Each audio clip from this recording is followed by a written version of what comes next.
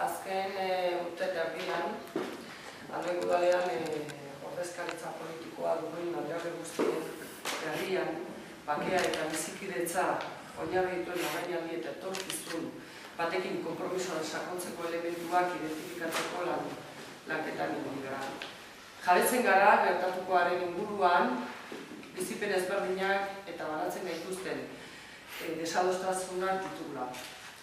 Hala ere, ezberdintasun horietatik abiatuz, bizikidetza berri baten alde lan egitea posible dela ere sinisten dugu. Horregatik, elkarrizketa prozesu honen baitan bakea eta bizikidetza argaz dituen zinema ziklo bat antolatzea adostu dugu.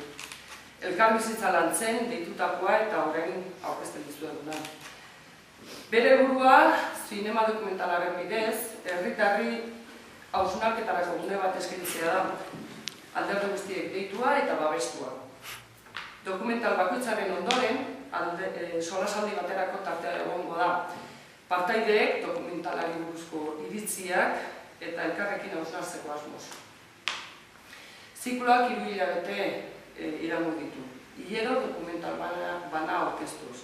Denak bazteron izango dira.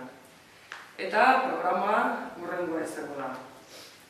Urtarrilak 19, asteazkena 7, Glen Cree aurkeztuko da.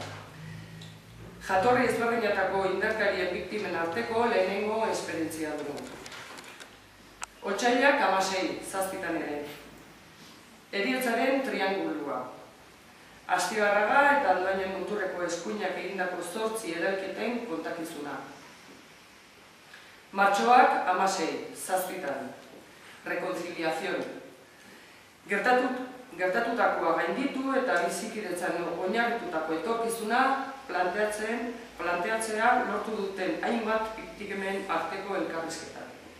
Hau da, ondorengo hilabetetan alderdi guztien arteko ziklo emanaldia adostu duguna eta animatzen ditugu herritar guztiri bertaratzea, parte hartzea eta baita ere nola ez alde neurrian iritzi eta hausnarketa prozesu honetan ere parte hartzea.